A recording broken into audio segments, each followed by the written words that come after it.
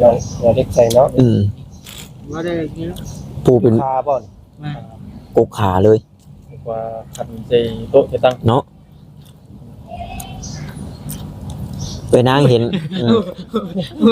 เอ้ยนางเห็นจนหน้าเลือดเอ้ยนางเห็นบ้านพ่อย างจะใช่ให้เบิดแล้วว่ะตื่นแล้วตื่นแล้วเนาะชื่อพ่ออยู่บ่ชื่อใครเนี่ยมันถามหาผัวเพิ่นคือบอกให้มานำผัวเพิ่นเข้าไปมาเลยเนาะแม่นทางเพชรหมอเพิ่นก็ทำการผ่าตัดเรียบร้อยเนาะแม่บอกกันจะเข้าไปหาน้องเพิ่นที่เป็นอะไรอันนี้จำได้อยู่บ่ได้แล้วครับจำได้แล้วนะนี่เดี๋ยวมันเจ็บมันแสบนะไปมืออื่นก็เศร้าอ่ะมืออื่นก็ใครแน่มันดิดยาแล้วทางบันนิวทำมึงหมอกับถักพื้นนี่ประมาณอีก7 มื้อพี่น้องเอ้ยอยู่ห้องหมอเนาะแล้วก็ถ้าว่า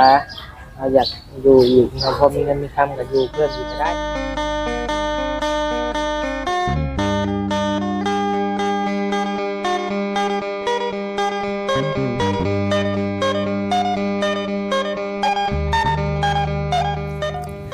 พี่น้องเลยเนาะหลังจากหมอนำน้องแต่เข้าไปห้องผ่าตัดแล้วก็ทั้งผัวแล้วก็ทั้งอ้ายเพิ่นทั้งน้องนิ้วเนาะทั้งทีมงานแหละว่าแล้วก็นั่งใจจดใจจ่อรอคอยเนาะรุ่นอยู่ว่าจังใดพี่น้องเนาะน้องแต่เพิ่นเอื้อยไล่เอื้อยนางเนาะแล้วก็สาวนวลเพิ่นก็ครอบเมื่อก่อนแล้วว่าเราขี่รถจักรพี่น้องเลยเอ้ยนางกับผู้เอ้ยฮอดดงมะเงี้ยวพี่น้องเลยโอ้ยเนาะยังไก่อยู่เอาแล้วก็สบายดีเด้อเนาะโดยกินน้ำก่อนขอแห้งแล้วฉันเบิ่งผู้ปนี่ไว้ก่อนเบิ่งก่อน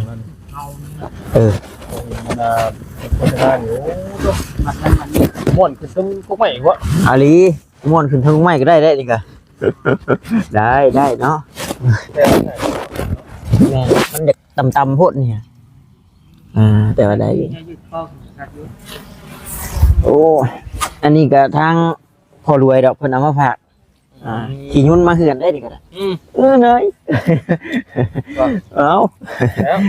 พี่น้องเนาะจังไดก็ขอกราบทักทายสบายดีเด้อพี่น้องเด้อFC เบิดสุขุสุคนเดี๋ยวอาจจะเฮ็ดเวียกจะลดเนาะFC ทางฝั่งลาวฝั่งไทยทางต่างประเทศนำเนาะเป็นกะโอ้มินเป็นกำลังให้ใจให้กันอย่างล้นหลามพี่น้องเลยกระบาบน้องแต่กระบาบผัวกระบาบเบิดสุขุสุคนนั่นแหละเนาะเต้นแลนน้ำสัตว์ถ้าบ่มีทีมงานยูทูบเบอร์ถ้าบ่มีเขาเบาเงาเบานิ้วเนาะเต้นแลนจักยังเป็นจังได๋ว่าซั่นก็ได้แล้วบาดนี้พี่น้องเลยยังรอแต่ออกมาแต่ห้องผ่าตัดบาดนี้แต่หมอเพิ่นเอิ้นว่าปลอดภัยแล้วบ่คือแต่ว่ายังรุ่นมึงอยู่พี่น้องเนาะว่าแนวใดนะแต่หมอเพิ่นออกมาบอกแล้วว่าปลอดภัยแล้วว่าซั่นโล่งอกแล้วซั่นพี่น้องเอ้ยจังได๋เข้าเพลนได้กินอยู่บ่เจ้าได้กินเลยจนบ่จักว่าอยากเข้าเลยเนาะอิ่มไปเบิดอิ่มไปเบิดหนักบ่ฮู้ยาบ่ทราบยังกินหมดข้าวแม่น4 คำข่อยมาอยู่เพิ่นว่าต้องการเลือดด้วยแลนเลยประมาณเนาะเอาไปแล้วอันนี้ออกมาไปแลกยังกินฉันอยากอยู่บ่ตอนนี้ยังอยู่แต่ว่ายังใจจดใจจ่อนะพุ่นถ้าจะรอให้พ่อเลยดิยังว่าอยู่บ่แม่นว่านี่ดอกตอนแม่น้องมินนี่เพิ่นคลอดลูกจนไห้น้ำมาอยู่เห็น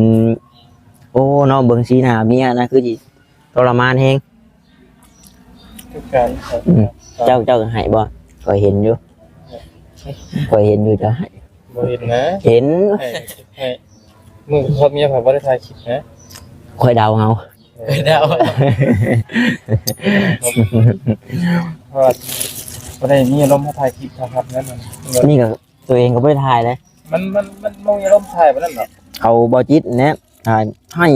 บ่ได้มีไผนะข่อยนะเป็นถ้าผู้โดนเลยเจ้าลงมาได้อยู่พี่วะหรือไงทุกคน ล้บ้านนะบ่ อยู่ที่แหละ อืมอืม มันเลือดมันตรง พี่น้องเนาะรุ่นพี่น้องเลยนี่แหละอยู่หน้าห้องผ่าตัดนี่แหละตอนนี้ แน่นอนเลย น้องนิวยังบ่ฮู้น้องนิวแต่ว่า แต่ว่าเห็นแล้ว มีแล้ว มาที่ก่อน ฮะ ก่อนลูกด้วยตัวเองก็เคย อันนี้ได้อืม หมดชุดแล้ว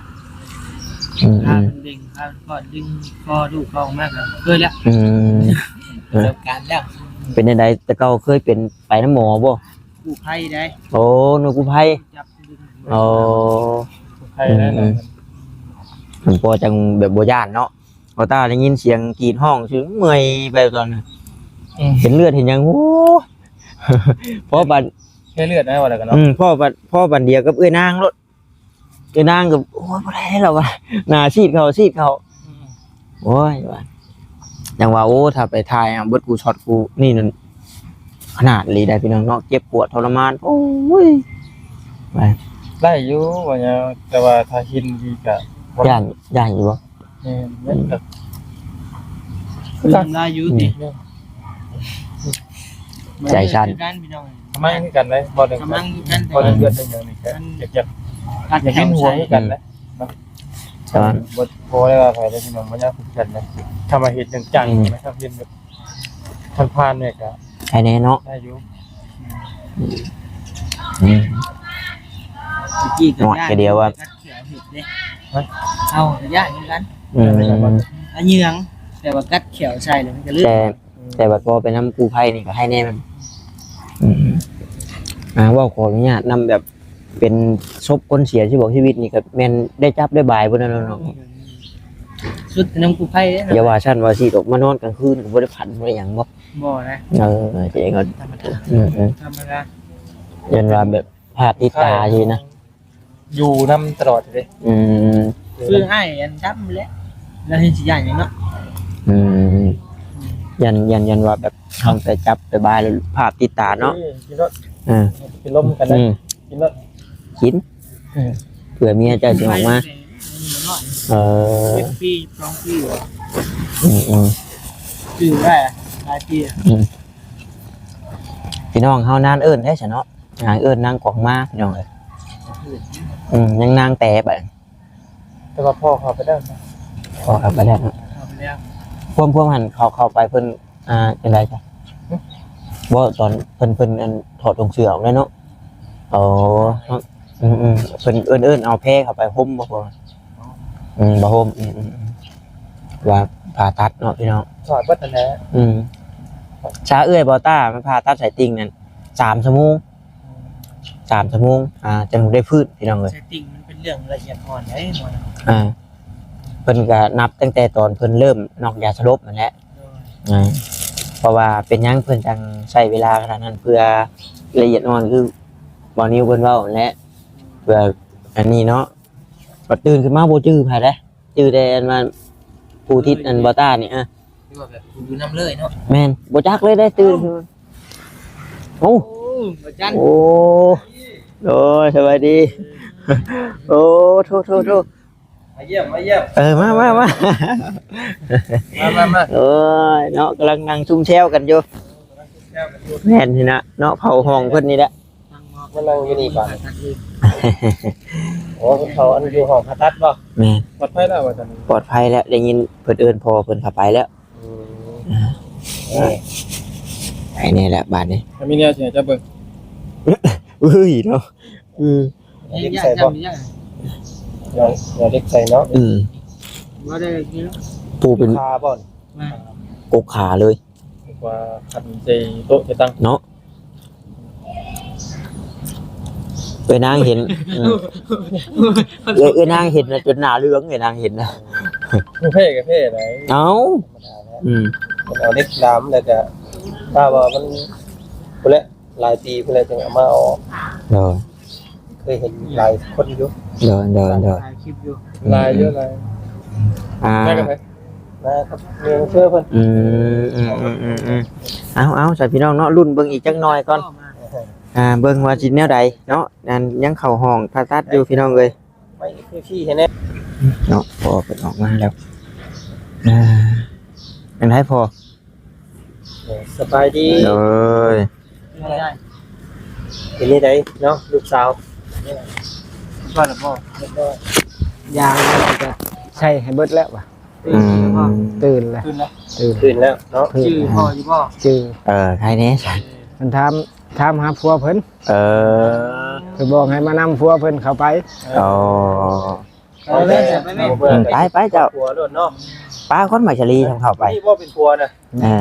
จะเล่นคลิปพี่น้องบอกว่า สบายดีเพื่อนอะไรเนาะ สบายดีเนาะ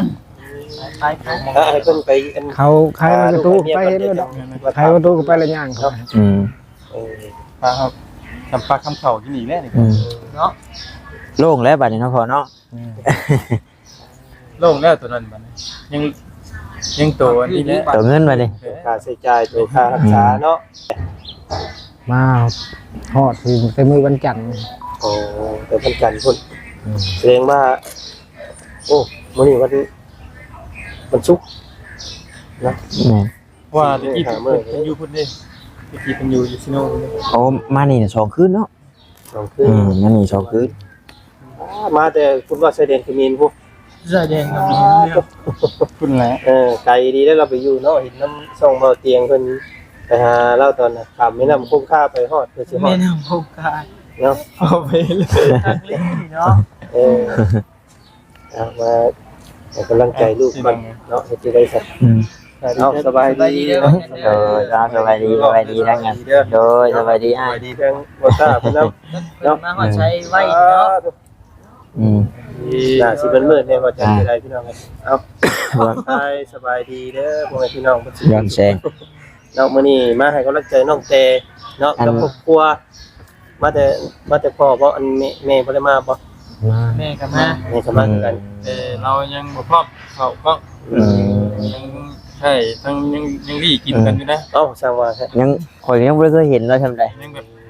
ยังวี่กินอยู่เลยยัน แล้วเรานั่งอยู่ใช้บอกเขาหรือบ่เข้าคลิปก็ได้ดอกก็อย่าฮู้อีก เป็นคนเก่าที่บ่ คันเด้ เห็นไหน ทั้งนอกทั้งกบมังกรมุดป่ะ ได้มีเราคนนี้นะ บ่อันไอ้บ่เป็นคนตะกี้บ่แม่นบ่คนใหม่อีก อ่า เอาสู้ลิเนาะเจ้า เจ้าสู้เขาแล้วเด้สิ มีเราคนนี้งามเลย อ่า แม่นบ่ บ่ได้คือบ่ได้อยู่เด้ อืม โอ้ น้อยบ่ได้บ่ อืม คนทางใดไอ้เนี่ย ทางเมืองพีน บางทีนโห อ๋อ เมืองพีนทางดงเห็น นึกว่าค คน นนั้น ใช่สมบูรณ์นะ นึกว่าคนตอนนั้นน่ะแม่น้องแท้เพิ่นเสียแรกๆอ้ายไปเอาโมเมนต์เนาะคนนั้นเนาะปาแล้ว อันนี้อยู่บ้านเราบ่เดี๋ยวไปเอาเห็นแล้ว อันนี้ก็มาเยี่ยมมายามน้องเพิ่นเห็นว่ามื้อนี้เพิ่นเข้าห้องผ่าตัดเนาะน้องแต่เพิ่นเข้าห้องผ่าตัดเรียบร้อยเนาะพอเนาะผ่าตัดเรียบร้อย ก็สิกินนี่แหละจะมากินนี่แหละสิฮู้กินนี่แหละ เจ้าเอาผ้าห่มผ้าแพร่ไปเพิ่นแล้วบ่ ฮอดเลยพอยางมานี่บ่ ผมแล้ว ยังไม่ได้ฮู้เด้นั่งเผามือเล่น ทันควันเราได้เออ เออเอาเนาะเดี๋ยวทางอาจารย์ก็สิสอบถามทั้งลูกปัวหรือว่านั่นเพิ่นพุ่นแหละเป็นนี่ไหนเนาะเรื่องราวมันน่ะนะแต่ว่า อืม แต่ยังทะเลทายาก่อน โอ้แสงมัน โอ้ยโอเค เอา อันทั้งเสียงเจ้าเนี่ย อืม อ้ายยังบ่ได้สัมภาษณ์จักเทื่อพี่น้องเนาะเห็นแต่ในคลิปของเฮาบ่ ไหนนายยาวเดี๋ยวจับให้ก็ได้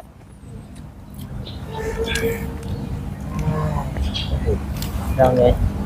เรียบร้อยนะพี่น้องเนาะการผ่าตัดพี่น้องเลยคือว่าออกมาด้วยดีปลอดภัย ครบ32 สบายดีน้องเพิ่นอีกรอบหนึงเนาะ สบายดีเด้อ อันนี้อัน มาดีมาถูกกล้องเนี่ย สบายดี ชื่อได้ใดเนาะอันนี้เรานี่ ชื่อบอย ชื่อน้องบอย โด เอย อ ดีเด้อ เบาบอย จักปีได้น้องขออนุญาตถามกันเด้อเพราะว่าอ้ายยังบ่ทันฮู้จักกันเนาะ 17 ปี 7ปี 17เนาะน้อยกว่าเฮาเนาะ น้อยกว่านะ ใส่แพรเบิ่งนี่เด้อ สิเอิ้นผัวก็แม่นบ่ผัวเพิ่นไว้คอแล้วบ่ ยังบ่เนาะ ยังบ่ทัน เอิ้นแฟนก่อนซั่น แม่ เว้าเนาะ เอิ้นผู้บ่าวก่อนผู้บ่าวท่านได้ไว้ได้คอเด้เนาะคำไว้คำคอแล้วจังเอิ้นผัว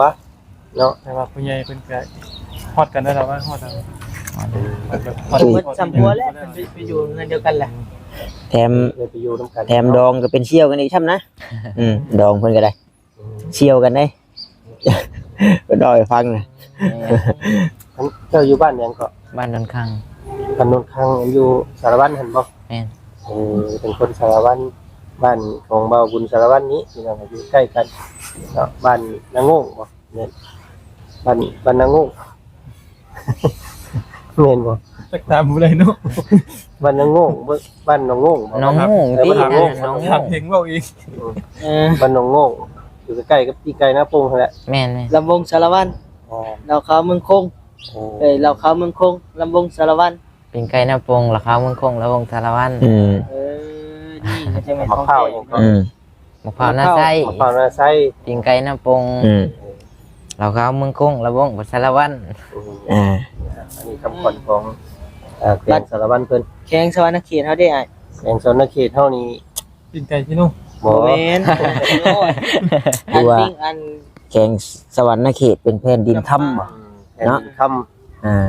ำวัฒนธรรมล้ำเลิ เลิ ศ ศประเสริฐแดนไดโนเสาร์บ่ หลายชนเผ่า อ่า หลายชนเผ่าล้ำเลิศ มันก็ของจำเลย ลืมแล้วครับเดี๋ยวมื้อนั้นคอยอ่านอยู่มื้อแล้ว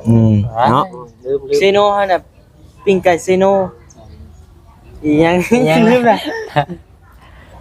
ลืมละ ปิ่นไก่ที่นู่นวงเวียนมีหม้อย่างอยู่ เอาวอลินก็หัวกันดอกเนาะมา เขาเล่ากัน เอาเรื่องเขาเล่าก่อน ชี้หน้ายิ้มมาเลยเนาะ แมน ทางแพทย์หมอเพิ่นก็ทำการผ่าตัดเรียบร้อยเนาะ แมน บอกก็จะเข้าไปหาน้องเป็นที่นี่เป็นอะไรอันนี้จำจะได้อยู่บ่ ได้ยังครับจำได้อยู่นะไม่เดี๋ยวมันเจ็บมันแสบนะ เออไป แต่ว่า ยาเลย มืออื่นก็เศร้าอ่ะ มื้ออื่นกับใครแน่ มันดิดยาแล้ว ทางบัดนิวถามมึงหมอกับผักพื้นนี่ประมาณอีก7มื้อพี่น้องเอ้ยอยู่ห้องหมอเนาะแล้วก็ถ้าว่าเราอยากอยู่อีกเราพอมีเงินมีคำก็อยู่เพิ่มอีกก็ได้ล้างบาดล้างแผลให้ทั้งหมอเพิ่นและทำงานนักเรียนหมอเพิ่นมันนี่แพทย์เพิ่นนั่นแหละเนาะล้างบาดล้างแผลให้มันก็สะดวกสบายอยู่หมอเนาะแต่มาเอากลับบ้านเฮาสิเฮ็ดเองมันก็ยันแผลอักเสบนั่นนี่อีกก็ แมนโอ้ยเห็นเจ็บเห็นหยังเขาก็จะถอดใจแล้วได้ แม่ บ่คืออยู่ทุกคนเนาะ ท่านนั้นนอกคนนั้นพื้นอยู่ตอนนี้ จากอ่านค่าคือค่ายาจาเรียบร้อยเนาะเดี๋ยวจะมาสรุปกันที่นั่นก่อน โดย จังหวะกันเนาะจะมีแต่ทานพ่นและเรื่องทานผ่าตัด โดย ร้อยเนาะ มี เดี๋ แต่ ยวเราเล็กบ่ใส่ เล็กคอยถามเมื่อกี้นี่ ลำเล็กก่อน 8 เดือนปีนึง อีกตามเขามีเงินได้บัดเนาะ ก็บ่แพง ครับผ เพิ่ ม นว่า แพงคอยถาม เท่าไหร่ดิเนาะ 3-4ล้าน 3-4ขึ้นไป ผักพื้นก็บ่เฮิงตัวน่ะถ้าได้ประมาณ3มื้อย่างได้เลยแล้วว่ะ โอ้ผักแล้ว เพราะ สั ว่าน สิเปิดบ่ใหญ่ปานใดแล้วว่ะ อ้าวมันไม่ได้ใหญ่เลยมีแต่หันแบบออกมาสิครับบอกเพิ่งใหญ่เลย ช่องเล็กยักษ์ดาน มันก็สิย่าง ช่องอันรู้จักเรา เฮา ดาน ปกติเนาะต้องสิมีคัดเครื่อง แม่น แม่ เนี่ยมันแน่เนาะ ชา มีเบี้ยวนิดนึง ชาเห็น คิดแต่ว่า ผู้เพิ่นนี่นะ นะ ล่มเนาะ น้ำอ่ะ เออ น้ำปักเข้าไปมันยังจิบมันบ่ละมีโพนั่นคือ ย่างคือเครื่องสิ อันนี้ยังดีแล้วมันเฮ็ดไปได้มันถึงเซาไปได้ต่อไปได้ เก่งเนาะ จริง คักเก่งอยู่ได้เนาะบ้านเฮาก็ได้ มองกันครับ เลยก็ขอแสดงความดีใจนำเนาะที่ว่าแม่หมอทัดแต่ก็บ่มีหยังแทรกซ้อนบ่มีการหยังแทรกซ้อนเนาะน้องเนาะ เออคือว่า ขอบ่เข็นเด้อบัดนี้เด้อ ตัวนี้แหละบัดนี้ตัว เลือดรอเบิ่งเพิ่นเช็คเบิ่งก่อนมื้ออื่น เลือดปืนแล้วก็ เพิ่มเลือดให้เราบ่ ใช้แล้วทงหนึงแต่ยังเหลืออีกพังเบิ่งเปอร์เซ็นต์เลือดสิเท่าใดมื้ออื่นเนาะเพราะว่าตอนนี้ก็ใส่เข้าไปแล้วเปอร์เซ็นต์เลือดก็ยังบ่ขึ้นดอกและเบิ่งพังเบิ่งมื้ออื่นมันจังเต็มที่ตอนแรกเลือดน้องเพิ่นมีแต่25% โอ้ ว่ามีอย่างแล้วตอนนี้มีแต่ผักพื้นนี่นะตัว เบิ่ง เงิน อาการเนาะ แม่ตัวพายุพากินข้าวพื้นกับสีเท่านั้นแหละตัวสำคัญที่สุด ปรับขึ้นเลยเนาะ แต่ว่าอาทิตย์นึงเพิ่นว่าเนาะอยู่ดิ แม่ทำมาจะมีแพทย์มีหมอหรือว่ามีน้องอยู่บ้านมีสลายพอจักเป็นจาก3-4 มื้อเมื่อก็ได้ ให้เพิ่น คอยเพิ่น ก็ เฮ็ด แต่ว่า ต่าง ที่สิบ่มีนะแบบว่า บ่มีนะ นี่ก่อนนี่ก่อนเนาะ เบิ่งก่อน แต่ เบิ่ ว่าง ก่อ เรื่อน งของเรื่องก็ต้องถามมึงจำนวนเงินน้ำน้องคนนี้แหละเนาะ อืม ยังเพียงพออยู่บ่น้องยังพอเอาน้องเพิ่นอยู่ฮอดอาทิตย์อยู่บ่ยังเท่าใดเนี่ยเงินน้ำใจ จะได้ น้ำต้นน้ำโต 9ล้านห้านี่ เดือนเงิน9ล้านห้า เจ้า โอ้สิหมดละ แม่ เดี๋ยวเงินบ่ฮอด สองทางคู่กรณีเพิ่นมอบให้เนาะ เด้อ ทาง ก็มอบกับพ่อเลยว่าจันเลยเนาะน้องๆเพิ่นนี่ก็ยังบ่ได้มีอันไปยื่นมือเข้ามาซอย อืม ทางข่อยนะทางข่อยกำลังมี บ่นิวกับบ่มีคือกัน ทางนี้ มีแต่เงินส่วนตัวเองเด้เรียนศึกษากำลังน้องเพิ่นกินแต่มีแต่เงินข่อยเองเบิดบ่ได้มีผู้ใหญ่เนี่ยซอย เด้อ เอาซอยเฮ็ดบุญน้ำน้องเพิ่นเนาะซอย คือ กัน ทาง นี่ ปี ได้ ศาจก็มีแต่ คือ มีแต่ยกใส่เจ้าของเบิดนี่นะ อืม คือเจ้าเห็นแล้วบ่จันเลยเนาะน้องเพิ่นก็นอนไห้นอนห้องนะเฮาก็อดใจบ่ได้คันสิบ่ซอยก็คือว่าใจดำโพดนะ มาเห็นเลยเนาะ แม่นแล้วก็จิตใจเฮากับมาเฮ็ดทางนี้แล้วมันกับป้าจิ้มบ่ได้อีกนะ คำว่าเมื่อนี่เอาน้องเพิ่นเมื่อใช้ เมื่อบ้าน แล้วแต่เพิ่น พ่ นะ อเจ้าพุ่นแล้ว ต้องเอาลงไป บางทีเพิ่นบ่อยากเมื่อก็มีเฮาก็ตามใจเพิ่น ถ้าว่าบ่เมื่อยมันจะสิไปปักหลักอยู่ไสเงินสร้างก็บ่มี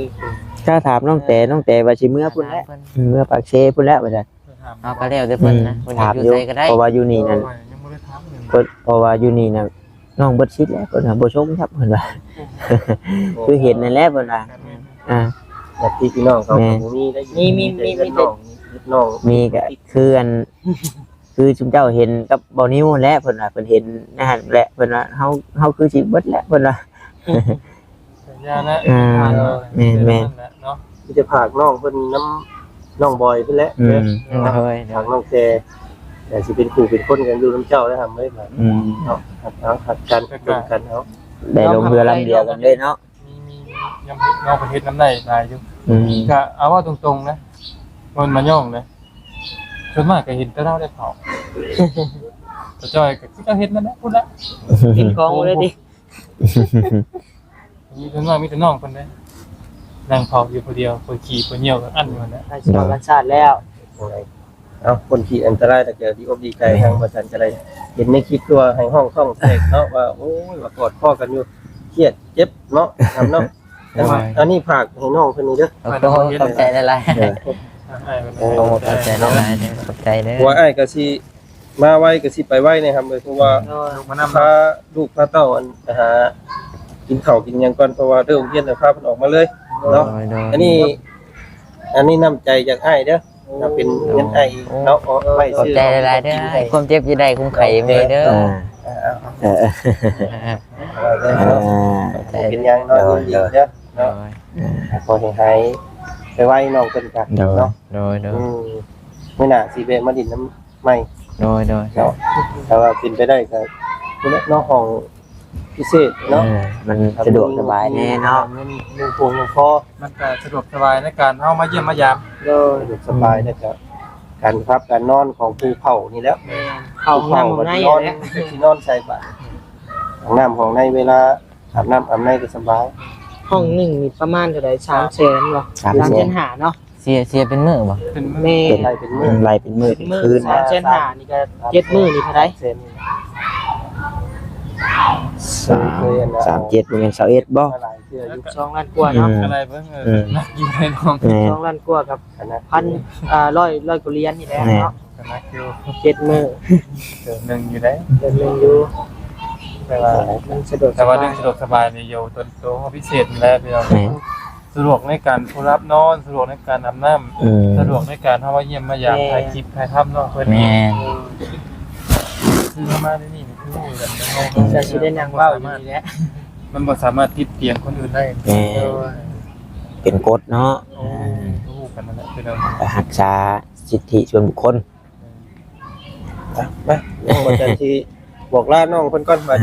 เนาะ เป็นวันนั้น ได้ทันชาหมอเพิ่นแนะนำเพิ่นว่าจังไดทางเจ้า ตามนั้นเนาะ น้อยเท่าไหร่นี่ออกไว้ มัน คือตอนนี้น้องแต่นี่8 เดือน5 ปี อืม เพราะว่าเพิ่นกระดูกเพิ่นอาจจะบ่ได้ยืดเลย อืม ดีไป ได้แล้วเนาะอืม คือนิดหน่อยเด้ อย่างเงินคำกับเจ้านั่นแหละเก็บกรรมนะครับเด้อ โดย เนาะน้องเด้อ นี่แหละทั้งหมดเหย้าก็ค่ำเลยเมื่อเนาะ แล้วนี่แห ตื่ ละ นเช้าเลยมา ให้น้องคนออกเสร็จให้ขอคืนก่อน เบิ่งก่อนเบิ่งกันลาวกัน มันเพราะว่าเฮาได้คือจะฮู้นะเฮาได้เรียนเรียกเลย ก็ เฮาได้เรียนเจ้าเคยเรียนคนที่คนป่วยอยู่ เพิ่นนั่นแหละเบิ่งเพิ่นก็เบิ่งความรีวิวเรียบร้อยก่อนเมื่อ ว่าเฮาได้ลงมือเรียนแบบ ให้อยู่ดอกอันรถเบานิ้วเนาะรถน้องนิ้วเพิ่นอยู่ซอยกันบ่ง่ายก็สิวนเวียนเปลี่ยนกันมาเบิ่งนี่แหละเนาะ โอ้ย มันเกิดอะไรดิมันเป็นนะคือว่าพาดเคราะห์ไปเนาะน้องเนาะดีแล้วยังซ้ำนี้เนาะยังว่าบ่เจ็บอย่างอื่นนำเด้อ ใครจะกลัวบ่เจ็บ โอ้แต่หัวเจ็บ ซ่อนน้ำกันบ่ ไอ้จังไร ลาวเรียกครับ เราเป็นคนขับ โอ้นึกว่าน้องเป็นขับคนเดียวเด้ออันมาน้ำกันซะเนาะแต่ว่าน้องบ่ได้เป็นหยังบ่บ่ได้เจ็บหยัง หมอ ก เรา ด เจ็บ ทำถึกขาเนี่ยฮะ อืม ในข้างหน้ารอดข้างหลังรอด ยิบขาแล้วนะบ่ได้ไง เอาง่ายหมอนี่ดื่มไปนึงเนาะบ่เมียบ่วิดบาด โนนเขาขาเมีย แต่ ซะ ทนรถทำขาเจ้านี่ โอ้ยว่ายังขาเรา รถคอร์ดเนาะนั่นแหละ เป็นส่วนเล็ก แข็ง แน่ เลยรถคอร์ดเองก็บ่ว่าอะไรอย่างเพิ่นมันจะเป็นเด็กมันเลย แม่นแม่น รถฟอร์ดกับกันชนยางกับมีแต่ว่า เป็นชนออฟโรดนะ อืม กันชนเล็กเด้ ทนกันงัวนะกันงัว โอ้ เป็น ห ตั นุ่ ว มสีดีเนาะ กระหันนก ปิ่งบ่ มีแต่ความมุกกับใจไอ้เพิ่นแน่นอนเด้อมาเยี่ยมมา บ่ เยี่ยม เป็นหยังเนาะอันนี้ก็มาฝากมาต้อนแล้วมีหมากไม้ให้น้องเพิ่นเราพักพื้นเพิ่นก็ยังกินนักๆยังบ่ได้หรอกเนาะ ยังอยู่ดอก เขาพระเจ้าเอาเพิ่นแต่มันจะขับถ่ายง่ายนะดุดแงงกันเด้อทางอ้ายขอตัวลาก่อนมื้อ ทางบ่อจันกับเมื่อแล้วเนาะโดยเอาเอาไม้ก่อนทางนั้นจัน ไม่ก่อนจะ ตัวใดบ่ จันเนาะอันนี้ก็คือกันนั่นแหละดีใจและฮู้ว่าเบาอันนี้แล้วก็ฮู้ว่าน้องแต่เพิ่นผ่านพ้นไปด้วยดีแล้วก็สิได้กลับบ้านกลับช่องก่อนคือกันนั่นแหละนี่ก็ได้สู้ เข้า สู้ กันไปใช้ดูกันก่อน มื้อนี้มีนัดแน่มื้อนี้บ่หยังโอ้ มาบัดนี้เนาะจวดกันโลดติมาใหญ่ให้ได้แล้ว เนาะพี่น้องเลยไปครับจะได้ไล่ ตัวนี้มันเป็นได้ลองใช้มันอยู่คืออ่อนบ่ลองต้องแต่งแท้คืออ่อนบ่ลองต้องแต่งแท้ว่ะ เอาได้น่ะ หมูดเพิ่นเลยชัด หันหลอกดี ตัวจะเนี่ยจำได้โทรศัพท์จะแตกก็ได้ มีปุ่มโฮมิกบัดมีปุ่มมิกบัด ไปแล้วเฮ้ย จบแล้วเพราะว่าเพื่อนน้องเพิ่นเสียงว่าเพิ่นโตเลยช่างเห็นแล้วก็ช่างคือเขาตำแหน่งน้อง ชิเดียวบอกมือ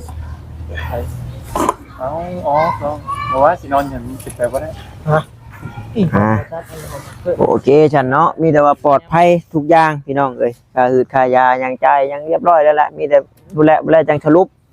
ว่าจังใด หมอเพิ่นแล้วพักพื้นนี่ แมนจักมือเนาะ พื้นอยู่หอบพื้นนี่จัง น่าใดคือว่าอันเนี้ยมื้อนี้ก็ถ้าว่าบ่มีนัดกับทีมงานก็สิอยู่ถ้าเมื่อพร้อมเรายาวพุ่นแหละว่าเพิ่นนัด5 โมงนี่มันก็ใช้สิหา ชิโน่ผมบอก แม่นห้านปิ้งงัวแหละ โอ้พัก กิ แล้ น ว ว่าใช่นะ เอ้าอยู่สนามชัยนี่ บุกินหันป้าเฮา อยู่ห้านใดบ่สิจัก ที่บนเฮืองได้ จักอยู่บ่เงินไฟนะ จักอยู่ ใส่ถุงไว้ยัง เอ้ย พูดจริงกันน่ะ ฮู้อยู่ ไปเอาขนม เด้อเอานี่ก็ผู้ใหญ่ทางบอสลีเพิ่นเนาะเพิ่นว่านัดกัน5 โมงเด้อว่าซั่นนะ โอ้พักแล้วเนาะ ก็เลยเอาไปว่าและ เมื่อยสิให้น้องบอยกินได้น้องบอยเนาะ โอ้ยคักแล้วเราเห็นลืมข้าวกับน้ำอยู่ ไปกินเฮืองเลยได้พี่ก่อนหันป้าตัวเองบ่ได้กินได้ สิบุญเทืองบ่ห่างป่าจ้ะนะหรือว่ามีเบิ่งจัก เสียงบ่ จักว่าอันใกล้เว้าขอเนี่ยนั่นใกล้กับผิวชาติจ้ะโอ้ โอ้ยคงขี้ขี้มูนะ ข่อยชื่ออยู่นั่นก็ชื่อปิ้งกันชื่อปิ้งนมอยู่แต่ว่าปิ้งงัวนั่นเราเอาไปลงบุญที่ชองแล้ว โอ้แม่ แล้วก็ก็ไปชื่ออยู่เป็นชุดมากิน คุณนี่ก็เนาะ เจ็บอยู่ มีแต่งานเลย มีแต่การแต่งานไปใช่เนาะเอาเบิ่งเอาไว้ชื่อกับเขาวเพิ่มกันคือว่าแหละผู้ชิปเนาะให้แชร์นึงโดยดีเช้าไว้เป็นกำลังใจให้ เขาอ้ายเพิ่นอยู่นำอยู่ดอกมื้อนี้เนาะบ่เมื่อแกเนาะชุมเจ้าเนาะเอ้ยอ่า แต่เมื่อดึกอยู่ เบิ่งก่อน ก็ดึกเติบ เพื่อสิฮอดเฮือน คือจังฮู้แล้วเฮาเลย แม่น เล่นได้เดิน จังหน่อยหมอเพิ่นถามนั่นถามนี่อีกเนาะ แม่นพอเฮาได้ลงมือน่ะจังได๋ก็มันบ่วิดมือข่อยกับมือนิ้วเนี่ยตอน โดยคือเพิ่นถามมาแล้วเพิ่นถามข่อยกับไผเนาะฉันเป็นคนแลนสินะทุกข่อยกับเบายาวกับเบานิ้วเพิ่นว่าเพิ่นยังแลนอยู่เพิ่นก็โอเคว่าซั่นเอาไม่ได้นั่นแหละน้องเอ้ยเนาะเอาสบายดีซั่นเนาะโดยสบายดีเอาสบายดีน้องนิ้ว เลยเนาะ ห่านเนาะมาขอไม้ละคืนบัดนี้ผ่านพ้นด้วยดีแล้วหากินข้าวกินน้ำซะไปเด้อมาคุมเด้อบัดนี้น้องนิ้วเด้อเอาเปิดอยู่บ่นี่ เปิดแล้ว โอ้ยปลากับปลาก่อน ปลาจ้ะพี่น้องเลยเนาะก็ถือจะได้ขอตัวกลับก่อนบัดนี้ทางน้องแต่ก็ถือว่าปลอดภัยเด้อพี่น้องเด้อถือว่าพ้นขีดอันตรายแหละพี่น้องเลยก็รู้สึกโตแล้วเนาะแต่ว่าอยู่ยังนอนอยู่ในห้องพักพื้นอยู่ว่าทางทีมงานก็ยังบ่อยากรบกวนทั้งน้องเพิ่นเสียนาก็บ่ได้เข้าทายเบิ่งดอกเนาะฮู้แต่ว่าน้องเพิ่นปลอดภัยแล้วออกมาในห้องพักพื้นแล้วก็จำพ่อจำผัวได้อยู่พี่น้องเนาะถือว่าโอเคบัดนี้พี่น้องเอ้ยทางชุมบังชาก็ถือว่าเรียบร้อยไปแล้วเนาะยังเงินติดตัวน้ำน้องเพิ่นก็ยังบ่หลายปานใดพี่น้องเอ้ยถ้าหากว่าเนาะมีผู้รักผู้ใหญ่อยากสดอยากซอยก็ยินดีเป็นสะพานบุญให้คือบ่ตาว่าแล้วเพราะว่ายังอีกเฮิงอยู่ได้เนาะบ่ตาคิดว่าเผื่อสิเช่าเพราะว่า8 เดือนอย่างช้าอย่างเนาะให้ได้เอาเล็กออก8 เดือนออกได้เนาะถ้าว่ามีเงินเพิ่นว่าก็พักพื้นต่อไปพี่น้องเอ้ยก็ให้อยู่ดีมีแฮงเนาะเบิดสุขุสุคนที่เขามาเบิ่งมาชมแล้วก็บ่กดข้ามโฆษณาเด้อพี่น้องเด้อเนาะโอเคพี่น้องสบายดีน้องแต่ก็ให้ดีเศร้าไวๆบ๊ายบาย